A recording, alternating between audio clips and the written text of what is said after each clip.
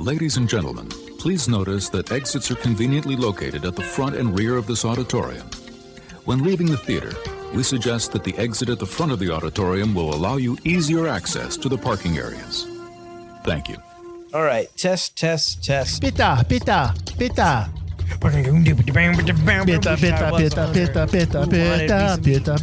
I wish I was 100. Hi, I'm Mike Field. And I'm Mike Butler. And you're listening to the Forgotten Cinema Podcast. Each episode, we highlight a film that, for a variety of reasons, was forgotten by audiences. Whether it be because a more popular movie was released at the same time, or the movie simply didn't catch on with an audience in its initial run. We'll discuss what we love about the movie, or perhaps don't love about it, but we'll always recommend you revisit it. If you enjoy our podcast, we'd love to hear from you. We're on Instagram and Facebook. Find us. Our podcast is available on all platforms with a backlog of 150 episodes for your listening pleasure. What is I just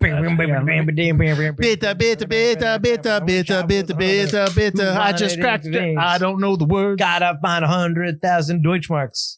Because Run Lola Run is about that's after terrible. a botch. That's awful. I know what you're trying to do there. After a botched money delivery, Lola has 20 minutes to come up with 100,000 Deutschmarks. That's it. That's what I got. That's it. I think that's fair for this movie. That is the plot of this movie. I don't like your attitude there, brother. That sounds like you didn't like this film. You'll find out on this episode of that's Forgotten Cinema. That's where I kind of was headed right there. Oh, sorry. All right, so let's get into the facts. Run Lola Run has a runtime of 81 minutes.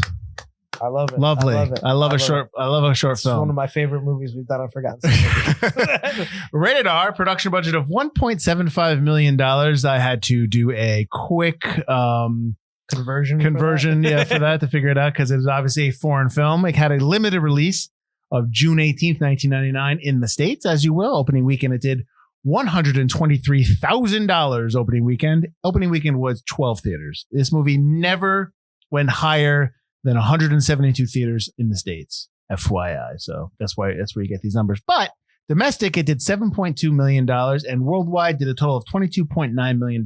So it was a hit. It was absolutely a hit, and it was well received. Production company was X Film Creative Pool, WDR, and Arte, distributed by Procino Filmverleih in Germany. I don't know if that's how you say it. And Sony Pictures Classic in the US. So came out on the 18th. Summer release, June 18th. It went up against in a wide release, The General's Daughter. I believe that is with John Travolta. Yeah. That is a depressing movie. It's not a great one. And also a limited release of An Ideal Husband. But the Wednesday before, the 16th of June, had a wide release of the animated movie Tarzan. So that was probably the big weekend for Tarzan. The week after, which was the 25th, you had Big Daddy in a wide release, which is Adam Sandler. Mm-hmm. And a limited release, Shiloh 2, Shiloh Season. And then the week before, June 11th, you had Austin Powers, The Spy Who Shagged Me. So regardless of what you thought about this, as we always like to talk about in the episode, it's a sequel to a movie that was wildly popular. So it did very well. Is the Spy Who Shagged Me the third one? Or Spy Who Shagged Me is the second one. Oh, man, that would have been huge, yeah. Yeah, so that's the one with Heather Graham and whatnot. I still love the teaser trailer for that. If you're watching one movie this summer, watch Star Wars. If you're going to watch two movies this summer, watch Austin Powers. Like, I love that was part of their trailer. Like, they realized what the big money was going to. There's definitely, all three films have jokes that repeat themselves, but there's still enough funny stuff in the movie where I don't mind the movies. I like all three, yeah. I don't know how I feel about this Netflix show coming up. I'll watch it, but I didn't laugh at the trailer. Yeah, no, the trailer is not a great trailer, and that's not the movie's fault. Well, it's the fault of the person who cut the trailer, but right. Yeah, not a great trailer, but we're not talking about that. We're talking about Run Lola Run, which is written and directed by Tom Tykwer, who's done Cloud Atlas, underrated, A Hologram for the King, probably no one's seen, Heaven, the TV show Babylon Berlin, which is actually interesting because it's a newer show. Okay. But it takes place in the 1920s in Berlin, in Germany. Like when it was like, the roaring, the golden 20s is what it's called. I was like, I'm interested in that. I don't know if I would watch it, but it was interesting.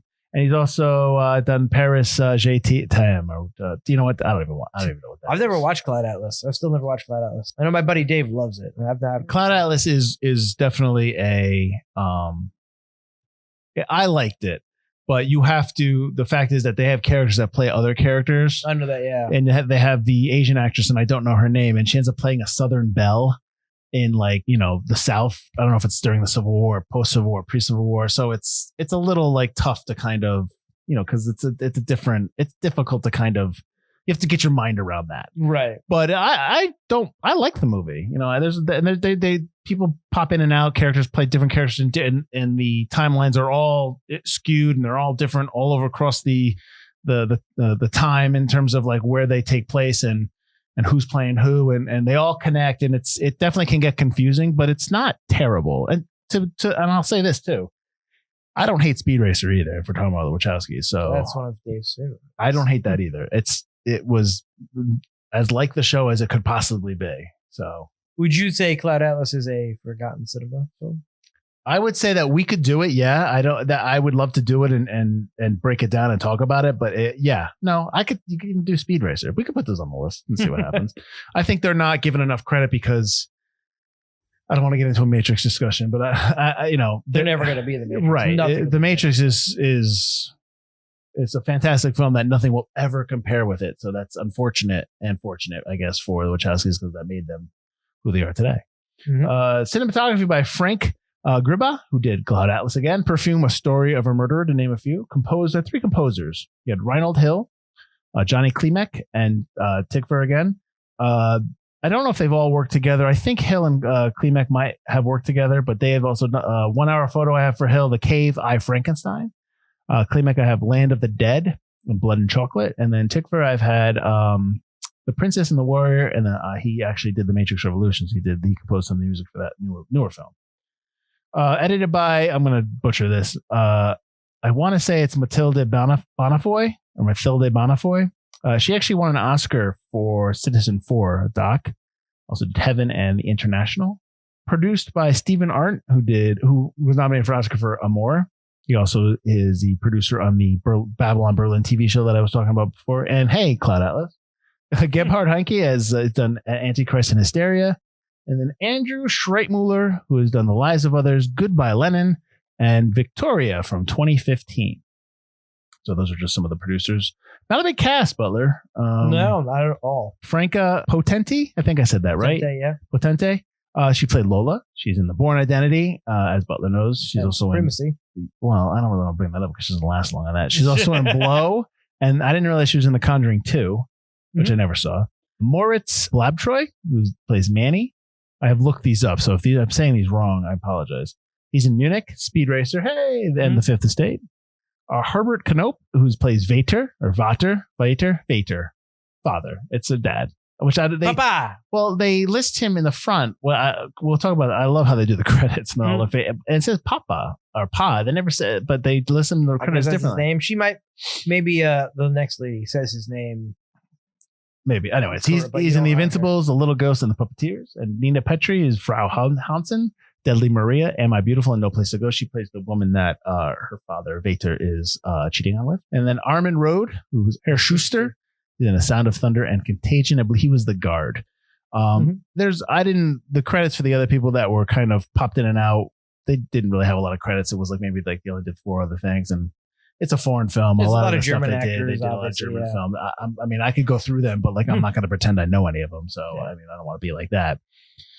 Okay, so when I remember when this movie came out, and this movie was like, I mean, I loved it when it came out. I liked it quite a bit. I won't say I loved it. I liked it quite a bit. This was when I can't remember when like the music that's in the movie was like when it really hit big, like Moby, and when this type of music was huge. Moby, yeah, this type of music was huge. I don't remember if this was the beginning of it, in the middle of it, towards the end of it. I can't remember. I can't tell you. This is like 96, like kind of was like when it was really, really. Well, this is 99. This is 99. So this is within it, because I remember like 95, 96, you had like Moby was really hitting it big. And for GoldenEye, Moby did his own James Bond theme, which was everywhere. And that was like when it really, really took off. Mm-hmm. And it maybe died like, it was pretty quickly. Kind of Prodigy. The Prodigy. Oh, Prodigy. Yeah, that was the big one. Yeah. So that's what I was thinking of. But like that kind of film music was like big. Mid to late 90s. Yeah. Kind of so this kind of like fit within right in there. But you had never seen it, right? I had heard of it because it's huge. And like, obviously, if you're a film student, so many people in school, like Run Lola Run comes up all the time, and everybody talks about it. And it's like the poster where she's like in the middle of running with her red hair. Yes. She's very symbolic of the movie. She's very symbolic, I think, of indie, like late 90s indie film. Like, this is how you make it with a movie like Run Lola Run, but I had never actually seen it myself until now. So what'd you think? Real quick. It was terrible. 1,000,000% style over substance, which is fine because I think that is exactly how you get your foot in the door in Hollywood. That is how Tom Tykwer got Cloud Atlas. That's how he got all these other films. That is how he got his name out there, and that's fine. It's an hour and 20 minutes, so it's not giving you substance, and it doesn't have to. It is like, here's what I can make with this much budget. Here's what it looks like. Here's how cool it is. Here's how stylized it is. He's saying, like, if you can give me something that's like bigger, I can put this style into something with substance. Mm-hmm. But I don't think it necessarily has substance. I think it has film student level substance, but a very artistic person behind the camera. I don't think it's particularly elevated beyond like what a film student would try to say was elevated. So you don't think there's any kind of... I think there's cool stuff. I like the movie. Right. I would watch again. It's an hour and 20 minutes. It's cool. But I think that coolness is way, way overshadowing the fact that it doesn't offer you much. You don't think there's some kind of theme in there or some kind of message? You think it's just, hey, let's make a cool running film? I think you could try to pick it apart and make it something right than it is. But yes, I think it's a cool running film. Done by a student who goes, you know, it'd be cool. What if in each 3 versions you see this guy and he gets knocked down, but then he meets this girl, then he does this, and then they go on to there. It's like, yes, all right, the butterfly effect, cool. You've gone to one philosophy class, but it's like, it's not anything elevated beyond that. Well, I mean, there is stuff in the beginning where they have the quotes from T.S. Eliot from Little Gidding when it says, "We shall not cease from exploration, and the end of all exploring will be to arrive when we started and know the place for the first time." And then you have another quote from S. Herberger, who is I guess a famous soccer coach in Germany. Mm-hmm. You know, and after the game is before the game. So, I mean, they are trying to say something. I got a theme that I can talk to that's not Tykwer, that's somebody else. And we'll talk about it later because it is so like, what? We could talk about that. I don't... S. Herberger, it's Sepp Herberger, excuse me. You know, that opening sentence is also his famous quote. The ball is round, the game lasts 90 minutes. That's his quote as well. That the coach says. Do you like the credits, by the way? When they all work together. The people are all together. Yeah, I think Did that's cool. Did you read how they did that? They had to do it one letter at a time, and then it took them like 6 months to edit it all because they couldn't get the thousands of extras it would need to bring them all. So yeah, they formed the. That was really impressive for an indie film, I thought. Yeah, there are a couple of really impressive for the really low budget it is. There are a couple of really impressive things he gets to do. Gotcha. But that is yes, that is very impressive. Just to kind of not counter what you said, but it's kind of like a sliding doors type movie. It's a kind of like a Groundhog Day type film. Not really. I thought it was fascinating that because I never picked up on this when I first watched it, and I kind of forgot that they were kind of like vignettes, like what if this happens, one time this happens. It's a multiple choice kind of film, yeah. But I never realized that the effect of what happened in one carries over to the second or third one, where they remember things. For instance, like she remembers in the first one in the first little time when she doesn't get there in time, and Manny goes in to rob the bank. And she pulls the gun and he tells her you have to undo the safety. And she does it. But in the second one, she just flicks the safety. I thought I didn't remember that. And I thought that was really I liked that. It seems like she remembers some things, but not everything. Well, the whole thing with at the end of the movie, the third part, when Manny's in the phone booth, and he's using the card for the woman, and then he hands it to her. Like the first story, he hands it to her, she walks away, or he kind of walks away. Refuses it, yeah. Right, but the third one, when he hands it to her, she grabs him and she motions her head over, and he looks, and then he sees the bum who steals his money, who had stole his money, right, yeah, riding his bike, and kind of like she's affecting, like she knew what happened in the first one. She's a bit of a Deus Ex Machina. I'm just saying, like I kind of like that it. I do like it's not a full reboot. Right. There's definitely like in each story, the first one, Lola gets shot. Right. And Lola goes, I'm not ready to go. The second one, Manny gets shot, and he's like... He gets run over. He gets run over, and he's like, I'm not ready to go. And so they both kind of are within the same kind of...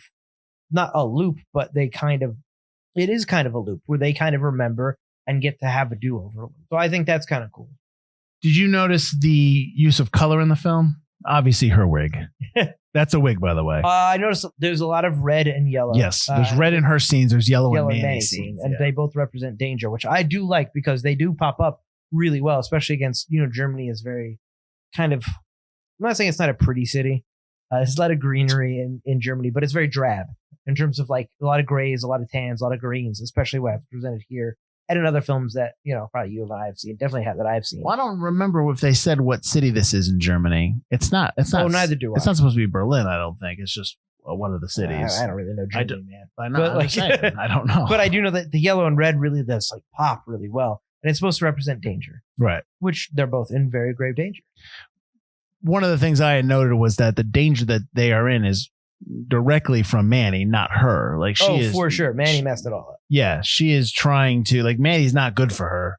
Like she is trying to fix his problem, and she ends up getting herself in trouble the first 2 times, obviously. They're not necessarily either good people. I mean, you don't really know what Lola does other than she doesn't have a job. She's just like a freeloader. Well, it's not like her dad's not, doesn't really express any desire to show any affection. Oh, yeah. No, I mean, you know how she got that way, but Lola and Manny are both possibly, no one says that Lola doesn't do stuff for, the mob or whoever Manny works for either. Right. They're both necessarily like kind of, maybe not bad guys, but like just kind of like stooges kind of for the underworld. Well, there's always this motif or this idea, and it's a lot of times in foreign films, and I don't know, maybe more in domestic United States films, is that there's always these characters that are not necessarily, bad, but they're forced to do business with bad people because they're poor or they don't have, they don't have money. Right. And they always get, there's always these like situations where they just not make one big score, but they're trying to get out from under something.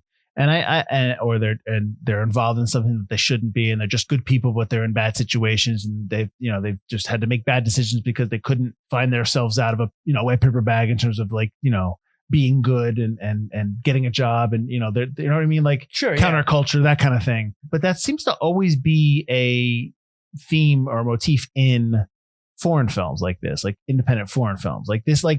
The idea, not how Run Lola Run is, but the characters of Lola and Manny are characters that I have seen very much a lot of times. Yes, a lot of times in European films. I mean, I'm thinking like Trainspotting, even though Trainspotting is more about heroin, but Brent's not necessarily a terrible guy, but he's just obviously on the outskirts of with bad people, and he obviously has a terrible addiction and all that stuff. Yeah, from Scotland to Ireland, England, France, Germany, it's very similar in terms of that. Yeah. Right.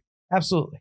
So it's just something that which is fine, because I think that makes it more interesting than a lot of, you watch American films and it's always, one set of group of people. Right. And this has its own set of people. I do think that if this movie doesn't have this soundtrack, it's probably not as enticing for a lot of people. I don't know if it was like a regular traditional score, but upbeat and actiony. If it wasn't like that synth music, or it wasn't that techno beat, or if the movie kicks off where it's just like building up and building up and building up. Oh, for sure. This is a movie of its time, and you need that synth soundtrack. You need that adrenaline pumping kind of club music behind it, or else it doesn't work. Mm-hmm. This is absolutely made to be made in 1998, for sure. The soundtrack really helps set the movie forward. I like that, the director writer is also the composer for some of the music. And I like that Franca Potente actually does the lyrics to her own, like, I wish I was 100 is all her.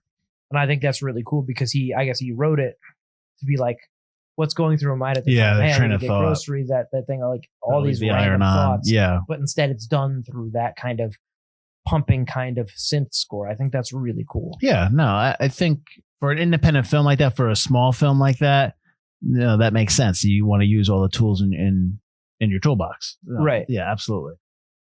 And again, it goes to show, like I said, with style over substance, it's an hour and 20 minutes. It's almost like a extended scene of what would be a larger movie. And that's why you get it 3 times, kind of. Like, it's almost like it could absolutely be a short film. You could end at the first run or the second run or the third run. Could be your movie. But I think you expend it and it becomes a full movie, and you show people, hey, I can do this. and you get work from that. But like the cuts are 2.7 seconds a cut on Yeah, average shot length is 2.7 seconds, and the movie contains 1,581 transitions. That means like edits, dissolves, fades, wipes. Yeah, so it's edited and shot like most action scenes this time. Oh, today's day. Whoa. I said it. Yes. Well, let me ask you this: the narration in the beginning of the film is from Hans Patschich. I apologize. Paetsch. And he's Germany's most popular fairy tale narrator. So he, the one that reads those, that does the narration with like man, and they're going through the club, almost Right. like that scene reminded me of X-Men when he puts the helmet on and he's looking for the people with the abilities and they're going through the smoke. yeah. But anyways, he's, like I said, he's Germany's most popular fairy tale narrator. Could I make the case to you that this is like a modern day fairy tale? I suppose. If Tom Tickfor said to you, this is my modern day fairy tale, and like this is Run Lola Run is my She's a girl Brothers over Grimm her head. story. Yeah, it's her brother's fault or her boyfriend's fault. She's trying to save him, and she ends up getting killed for it a couple times. Right. Very Brothers Grimm. It's very quick. It's like, hey, here's the pace. Here's where you like, especially with the father cheating. Like, oh, you're not really my. Yeah, this is definitely Brothers Grimm-ish. Let's talk about. Is it father? Is it Vater? Let's call it Papa. Vader? Let's talk about Papa. Yeah, Popper. Let's talk about Papa. He's not a nice person. So basically, he's a loser. When you see him in the first story, he's just been told that He's gonna have a child. he's gonna have a child with a woman he's been cheating on with his wife, and she needs to know what he wants, what he's going to do. You're gonna stay with me or your Even wife, even though it's not your kid. That's in the first one. the first one she says it's Yes. not his kid. Okay. Yeah, and then they fight, and I think it's But right. the second one, it's not his kid. The second one, she says it's not. Oh, his kid. right. Okay. So the first one, he tells her in the first one that I'm leaving you. I'm taking you home to your mother, and I'm leaving you both. I'm going to start You a guys new think life. I'm a loser. You guys think I don't have anything, but you don't know what it's like here at work. I'm going to start a new All life, this stuff. start a new family. And so then in the second time, Well, then he tells her, "You're not my own kid anyway. oh yeah, then he drops that on you. You're not even my kid. You're a child of a cuckoo. Yeah. Like your father died before your real father died. Before you So were he's a born." complete douche. And then in the second one, he finds out that the kid's not his with the because he's been cheated on. his with the woman he's mistress. cheated on. But he's still kind of like she said she holds him at gunpoint. She steals the money, but then she walks out, and the cops are there. And it's funny because the cops are like, they don't realize that it's her. She's the bank robber. She's the bank robber. Get out of the way! girl. Get out of the way! I thought that was funny. And as soon as that happened, and I remembered that, I was like, oh, okay. But he's still not a great guy. And in the third one, what happens in the third one? She just leaves. She can't get to him. He's in the third one because was it her Meyer? It was a car she crashes into every time when she's running. Where he crashes into the car with the jacked up BMW guys. This time He ends up picking up the father. crashes on the hood of the car. She goes, "Hey, I gotta go, bye." And he doesn't crash his car into those BMW guys, so he picks up the father. They leave before she gets to the bank. Right. So she has to find an alternate means for the money. But I don't know if I like that part because the movie starts with her running through a random list of people in her head she can ask for money. Mama, Papa, Bubba, Bubba, Bubba. I love that though when they get to the Papa and he he's just like, shakes his head. And No. you know right away, like, Yeah. oh, this is That's going to the work bad out for choice. us. Yeah. But you never get the other choices because it's always Papa. And then when it's not Papa, it's not one of the other choices from the beginning of the film. It's a whole nother, like, let's go to the casino. I would have preferred it if it went to the 3 vignettes where maybe like 3 separate people she could have chosen from. Well, that might be a question for Tickfor. Like, did you not have money? So maybe Right. he couldn't. Maybe Like, it had to be what something you limited. different. Yeah, limited to who you had. Because the slot machine of people, I was like, that's what I was expecting it to be. And Right. It changed. Whether I did not know that Run Lola Run was like a Groundhog's Day thing where she repeated time, but I expected her to go to the dad first, not get money, and then go to someone else as time went through. Well, after the first 2 vignettes, they go to that little time and space when Lola and Manny are together in bed. Now, Each asking each other questions. Right. Are we supposed to assume that that's something that's not really happening in real time? I wasn't sure because it seems like it might be something that happened in their past. Right. But at the same time, it kind of relates to, especially the answer they give at the end relates to them coming back. Right. Lola saying, "I need more time," and Manny saying, "You'll just give up on me." Mm-hmm. But to be fair, I don't know their relationship as much as maybe I'm supposed to because I still don't think Manny's good for her. They've been together a year. That's all you really know. Right. because she yells at that with his with Papa when she says, "We've been together. He's been my boyfriend for a year. How do you know who he is?" Mm-hmm. Well, she never brings him by. He's a jerk too. Yeah, he's not a great guy. Not a I'm good talking guy. about the father.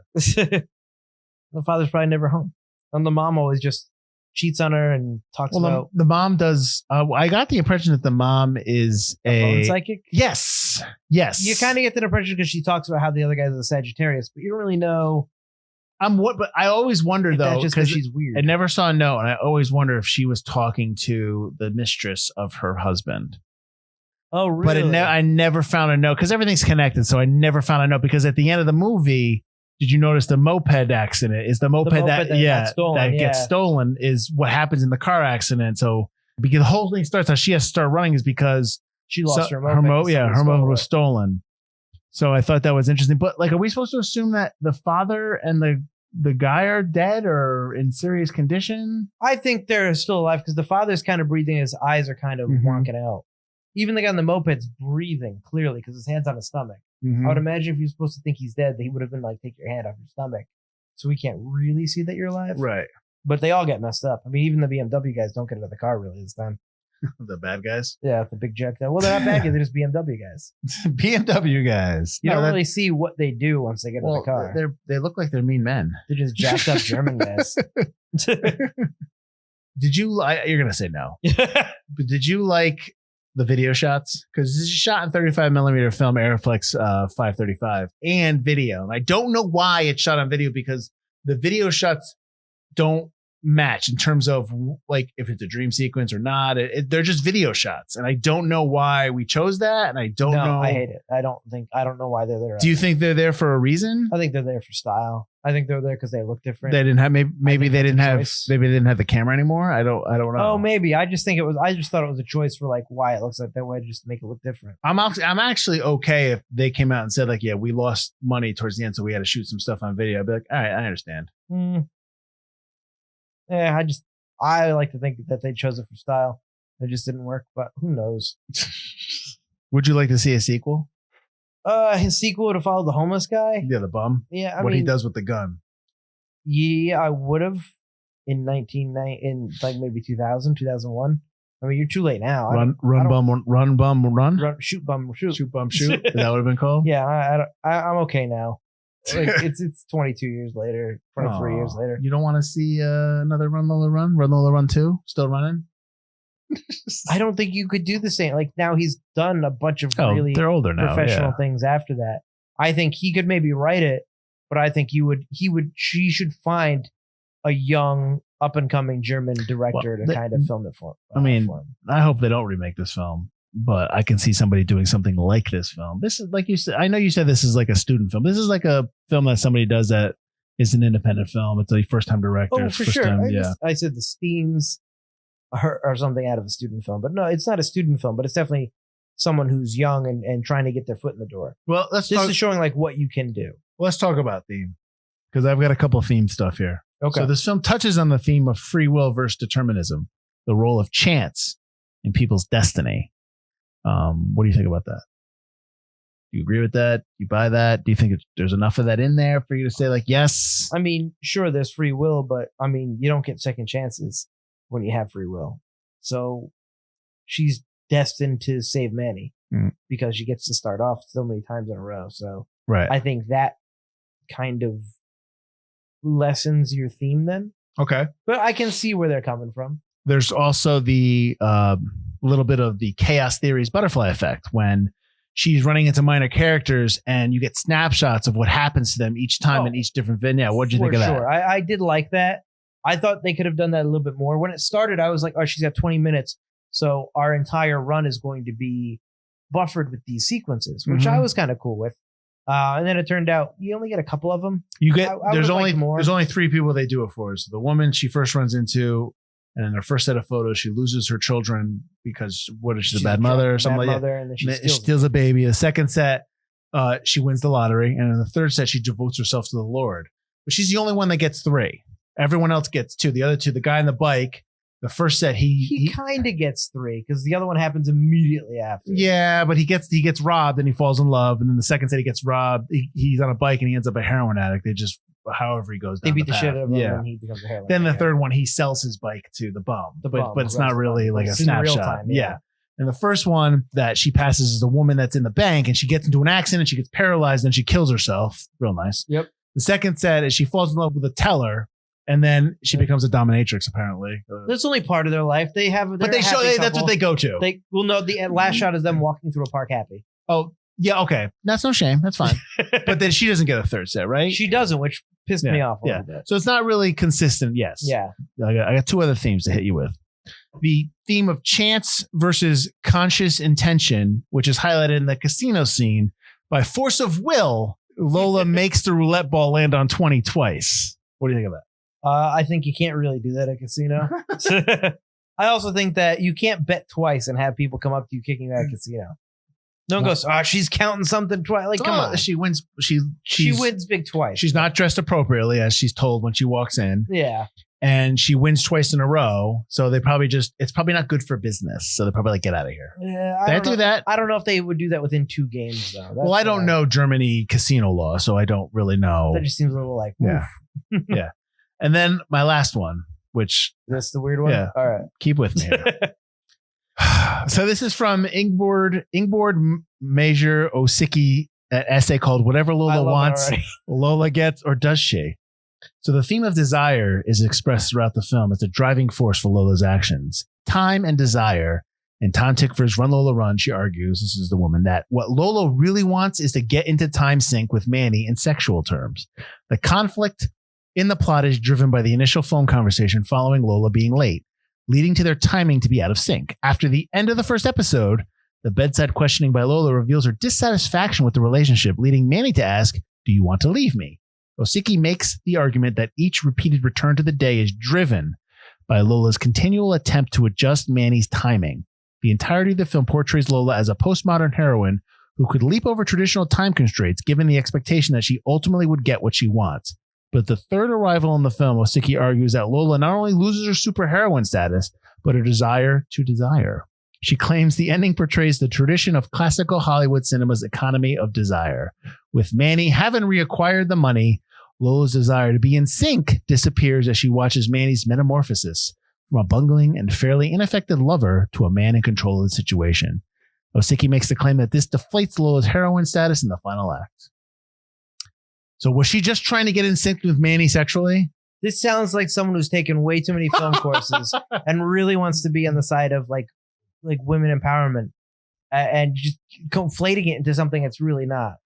I mean, I really don't think so. I do agree that Manny getting the money does lessen Lola's desire getting the money in the casino, but there's no way that this guy wrote the film with that in mind. That is absolutely a conflated film student kind of. I don't know this person, so I don't know if they're film student. I guess if they're going to write something like that, they're a student of film. I always just come on, come on. I mean, I think you can make an argument for.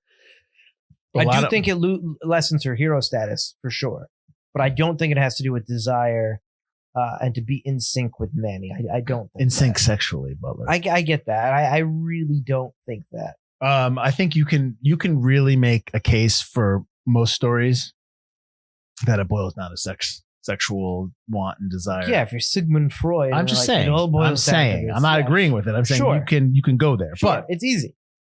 I do think that.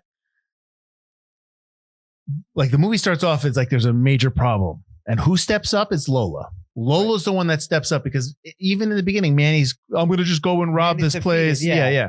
She's the one that steps up. $100,000. She is absolutely, obviously she's the lead. She's the title character. She is absolutely the strong emotional center of the movie. She's the protagonist. And I do think that at the end of the film, when you do have Manny stumbling into the money and quote unquote saving the day, which he really doesn't, but you give the saving of the day of the timeline of the in sync moment to Manny. Yeah. It kind of counteracts the last 70 minutes of what we've just watched with Lola. And it kind of makes Lola not the main protagonist anymore. And to the point where they're walking away, I don't feel like it's a happy ending because I just think they're just going to fall back into Lola's just going to do whatever Manny needs and Manny wants, and it's not about Lola. It's always about Manny. And I think I almost want Lola to come to the realization that not that her father is somebody who is a bad person, who he is, but that Manny is somebody that she does not need in her life.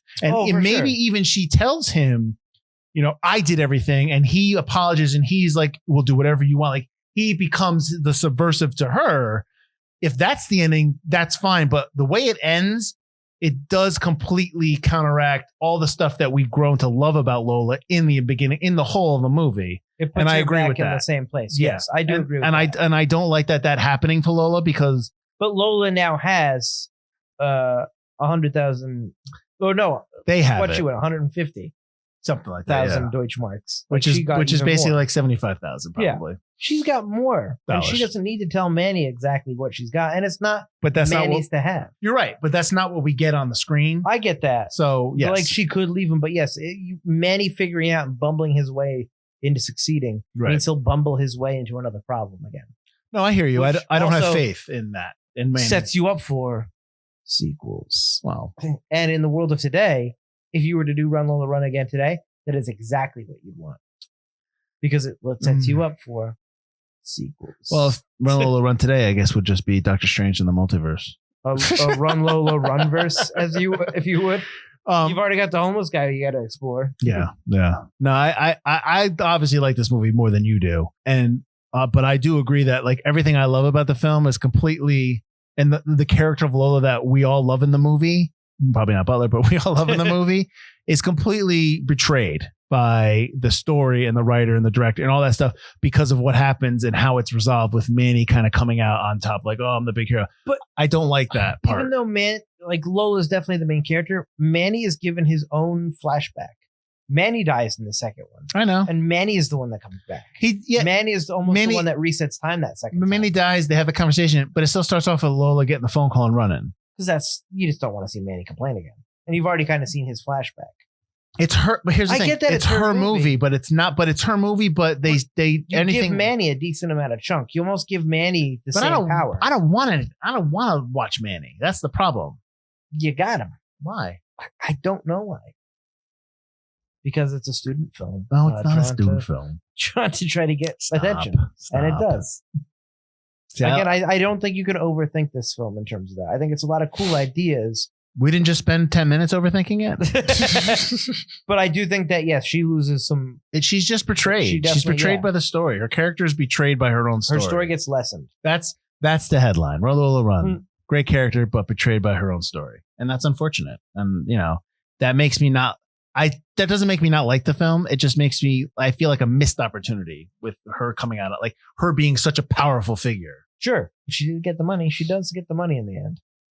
But here's the thing: save Manny. She gets the money, but like, I can sit here and we can both pontificate on what's going to happen after the credits roll. But like, what I'm shown on screen is two people. Like, well, it goes back. It's going to go back to the way it was. Right. And now, granted, we don't really know anything about the way it was because all we get are two scenes where they're in bed together. We don't know how they were the way before. Or you get that Lola, although obviously she's willing to risk a lot for Manny, questions her relationship with Manny. Yes, as she should, because he's not good for her. Manny definitely loves Lola. Well, he does, but he's still an idiot and he's still a loser. But he does love her, which her daddy don't love her. No, her daddy's a jerk off. And her mommy probably don't love her. Oh, I don't want to say that. Mother's probably just, I don't know. I don't know enough about the mother to really know. Because one of those choices should be. Well, that's the thing. I don't really know enough about a lot of the relationships, with the exception of the stuff with her father, to really make a judgment on what life was like before this and what life was like after this. And maybe that's not the point of the movie, and that's fine. You're a video game person. Yes. I'm segueing. I know where you're segueing.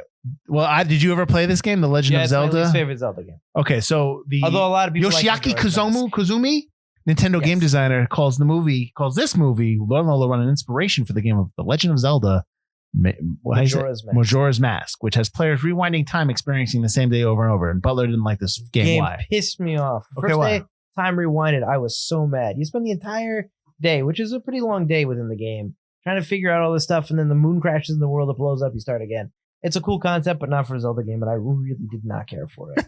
I still want to go back and try it again, But coming off of Ocarina of Time, which is one of the greatest games of all time. Well, what's that? I didn't catch that. Ocarina of Time. Okay. The original Zelda Nintendo 64 game.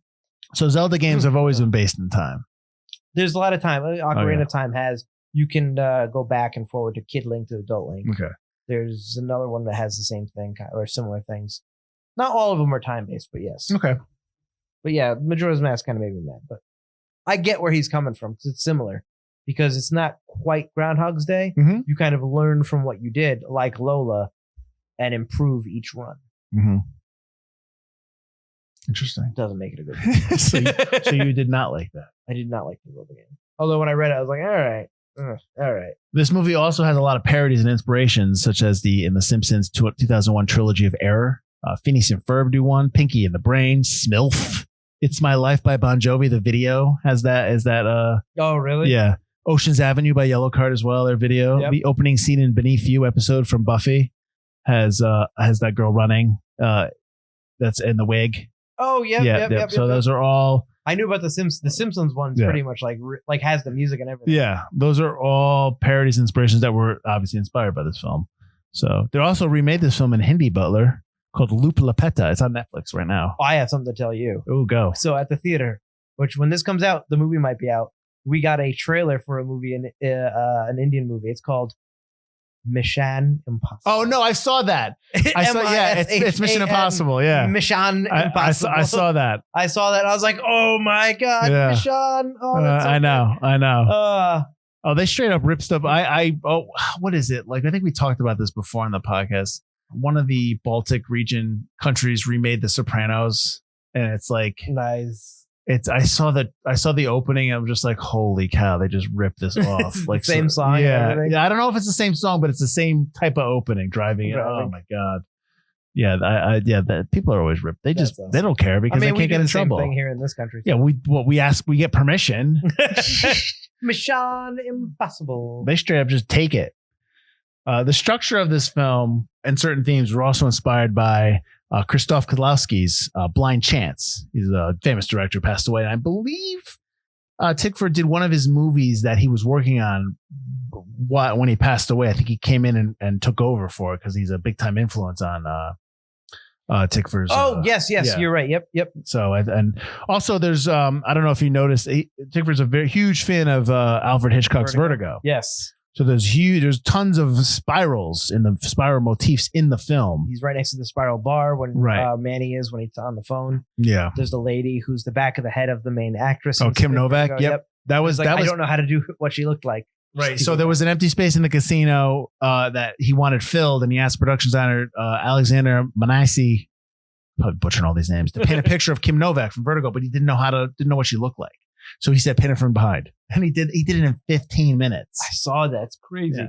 That's pretty impressive. So yeah, but there's tons of spirals in them, if you remember. But the spirals in the Vertigo, like the Vertigo references are great because the spirals would remind you of time too, and time tunnels, which is really interesting. Right. One of the guys, when they do that shot where it zooms up to the Vertigo painting, one of the guys, did you notice the big German guy with the big shoulder coat and the bald guy? No. Looks just like a Goomba from the Mario Brothers. A real life human version of the Goomba from the Mario I didn't notice that. He does not look human. I was like, who is this man? I did not notice that. He is scary.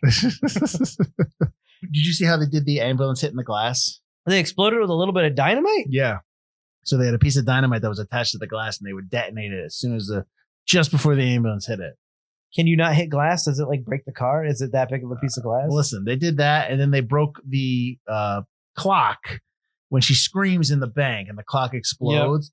They broke that by firing an air rifle at it with a small stone and a little air rifle at it. I'm like, I love Germany. But yeah, so just shoot it. Just shoot it. Ready and action. I was more impressed when the ambulance didn't hit the glass wall when they had to turn the brakes on. He's like 2 feet from hitting it. I'm like, oh, that's good. What did you think about her screaming power? I don't know. I mean, this is gonna sound so stupid, but she's young. We're dumb when we're young. We do stupid things. Screaming, yeah, why not? Because her frustration's coming out. She's just trying to think about it. Like this is the only way she's gonna get money at the end. So she turns to screaming over that. Yeah, anytime she screams, it's just because she's completely frustrated with the situation. Oh, sure, yeah. So she's just letting it out. but like I get that. I understand about the want to scream sometimes. Yeah, I like that it's left up to like you see that people react to it, but you have to imagine like, did things actually explode, or is that just part of? Oh, maybe that's her. It's just her thinking that that's what's happening. Maybe that's just kind of like, yeah, I could see that. I think I kind of liked that. I mean, we're talking about a movie that is pulling back time, and she's remembering things from time. So yeah, no, that's fine with that. Do you also think that the staircase scene was done with the cartoon because they couldn't afford the staircase scene, or they forgot to film the staircase scene? No, I will look how. I'm trying to think like how would they have done it? Like you're gonna have a dog and a guy and you're gonna fall down. I think it's probably maybe yes. Maybe they wanted to start off like that, but that was just also indicative of 90s films and 90s movies where it's they always very MTV, animated. Yeah. Sure. So that also might maybe, but here's the thing. See, it's funny because I'm always somebody who, when you're watching a film, not that I need the rules of the world set up for me. Sure. But when you do set them up, then okay. And then you break have to them. abide by them. Right.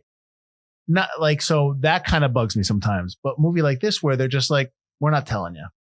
This movie's just this movie. Deal with it. I'm okay with all that because I'm like, all right, fine. If it's like it's a free for all, and we're just gonna. This is my world. We're painting in it, and this is what I do. I'm completely fine with that. It's only when somebody sets up like a certain like this is how the world works, and then like clearly they forgot 45 minutes later. That's when I get a little like, come on, man, But when it's a movie like this, when it's just like whatever goes, I'm like, I'm fine with that. Cool. So yeah, it's funny. So did you? My last note is about Jason Blum. Yep.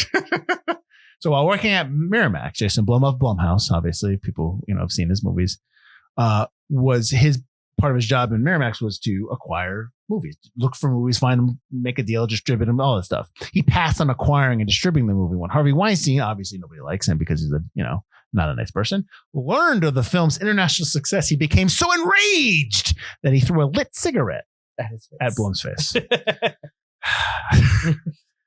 I thought the note was interesting. I also thought that note is just indicative of studio heads and producers, and just I know it's Weinstein, and he's a complete jagoff, and he's a complete monster. But like, he's not the only person that's ever done that. Oh, sure. You know what I mean? Every studio. Right.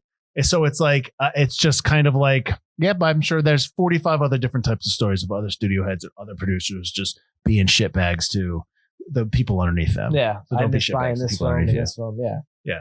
So it's like, I thought that note. I'm just like, yep, I can see that. And then I was like, and that's when I decided to make my own studio. Yeah, sure. That lit cigarette in the face is how I made Blumhouse Productions. So why are we saying this is forgotten, Butler? It's German, man. That's what was foreign film? It's a foreign film. I think that hurts it. It's very. It made money. But it's very 90s. It made $7 million here. It's super 90s. Whoa. That's $7 million in 90s money. All right. So you know what? You're done. I mean, I love the 90s. I said you're done. But I think that's what. Shut it down. You're done. So let me talk to all my 90s friends out there. All right. Remember when this movie came out, everybody? And we're all like, oh, this movie's awesome. Remember that? Hold on to that feeling because that's exactly right. It's still the same. Still the same Run Lola Run that you loved back then. Don't ever let anyone like Butler take it away from you, or any old fogey who doesn't understand. We loved this film back in the 90s and we still love it now. All my Gen Xers out there. But go ahead. I'm sorry. All right, millennials, you listening to me now? I don't want to get into I want to get into like a commercial where we're doing the wrestling because I'll just lose my voice. So I don't want to do that. But everyone else who was 12 when this movie came out. Listen, it is dated. I mean, I love the 90s. I love that kind of stuff. It's not dated. It's very within its time period.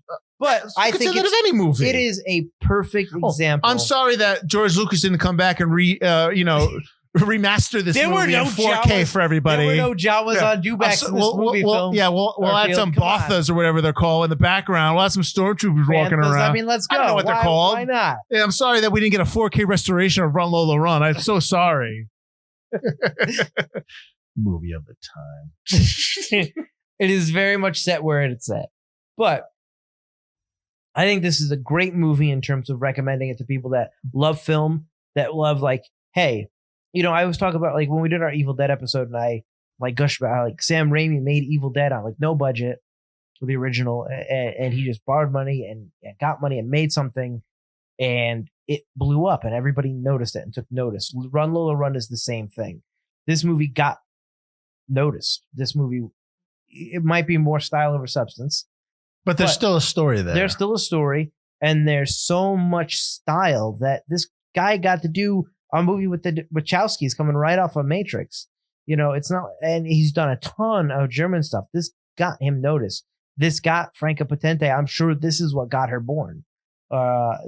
This got people jobs, and that's awesome. And there's something to learn from this. And even though some of the stuff, like the music, is very set in the late 90s, a lot of the stylistic choices and stuff are still really impressive. They're still like putting the dynamite on the glass, filming with a scuba diver, using a scuba diver camera, the snorkeling camera, to get the ball hit, the roulette 20, ball, yep, which happened on one of their first rolls, by the way, which is impressive. Yep. I think that's really cool, and there's a lot to be said about that. The use of like I Love Vertigo, so let's do everything with spirals. I think that is a subtle thing that just like it's cool, and that's in a lot of movies, are these homages to other things, and I think it's really well done. And in terms of, is it forgotten? Yes, but should you show it to people? I would show this to anybody. I think this is great, and it's only an hour and 20 minutes. It never overstays its welcome. I'm listening. Yeah, I think that's it's the perfect film for somebody who wants to make film and show them this is done with a very small budget. Mm-hmm. You can do something like this. Maybe not blowing up glass with dynamite and a couple of other things, but for the most part, this is a very achievable. What's an M80? That's true. Yeah, that's true. Yeah. This is a very achievable film, and I think this is something that people who love film, or film students, or somebody who wants to make a small independent film should look toward. Because look at all the, especially coming from Germany, makes it even more impressive that people over here in the United States, where we're very xenophobic, what? Right? Surprising. Took notice of as well, and I think that's cool. But I do think it's forgotten because it's super 90s. I think it's forgotten more. So I would say that it's subtitled. I think that kind of keeps people away. I don't think because it's super 90s Butler. We've done plenty of 90s films here. Not everything got, at least in my version, not everything had an explanation of what they said. There were a couple of lines or words where I was just like, they didn't put anything on the bottom there. Oh, well, I already knew what please was bitta, so I was okay with that. I already knew that line. Bitta. I already knew that. Yeah, I would just like to, I just kind of like to add that, I talk about how like the movie's rules and, they're all over the place and whatever, but this movie still has a story. Even though Butler thinks that there's more style than substance, that's fine. But this movie still has a story. So you still have to tell a story if you're going to make a film. And they did have $1.75 million to make this movie. So they were able to do a lot of things. Sure. Is this type of movie going to be able to be made now? Not because people can't do it, but I think because I was having this conversation with my friend the other day. Like, Hollywood needs to be disrupted big time, just in terms of the way movies are made and the way they're distributed and the way they're put out there. I don't have the answer to that. And I don't know if it'll ever happen, but it needs a big time disruption because what's going on right now doesn't work. Big time superhero films that are made for $300 million are great. And I know Butler loves the Batman and we both like Spider-Man No Way Home. They're great, but there's so many other stories I want to watch and want to see. And I don't know if I would ever get to see a Run Lola Run type story. You know what I mean? Theaters. Not in theaters. And that sucks. It sucks big time. Regardless. So if you want to see a movie that I liked really, and I think still holds up, Butler kind of likes, but he's, whatever. But that's fine. Check out Run Lola Run. It's that's what this podcast is about. To try to remind people of movies that maybe they watched and like, oh, I liked that, but never went back to. So now that I've described what movies, what our podcast is about, Butler, where can they find us? You can find us at ForgottenCinemaPodcast.com or ForgottenEntertainment.com, as we are part of the Forgotten Entertainment family. While you're there, check out all our other great podcasts. You can also find us wherever you get your podcasts: Spotify, Google Play, YouTube. Like, rate, subscribe, all that kind of stuff helps us grow. And then comment to us. Did you see Run Lola Run? Talk to us in Forgotten Cinemas, the lobby on Facebook, where we talk about these movies. I'm sure a lot of you people disagree with me. You people, nice, but yeah, you Gen Xers. That's the best generation. We take things in stride, baby. I'm the poor generation. We don't take things in stride. Shut the fuck up. We complain. Yeah. Ad nauseum. No kidding. And you know what we say? We're just like, whatever. That's all I got. That's my favorite. One of my favorite things about the pandemic with Gen Xers is just staying home and playing video games, doing nothing. It's like, yeah, we've been there. All right. Oh, I love my pendant. Yeah. All right. Anyways, so actually, we never even brought this up when I started the episode. This is our last episode of season 12. Ooh. So we're on to Unlucky season 13 next week. And we're starting off next week with a movie that we were consistently asked to do. And we take suggestions, but we were like hounded to do this film. And now we're doing this film. It was called The Beast when it came out, but now it's retitled The Beast of War. It's from 1988. We're doing this film next week. Be careful what you ask for, my man. So we're done. And so we'll see you next week with season 13 opening up with The Beast of War. I am Mike Field. I'm Mike Butler. And this has been Forgotten Cinema.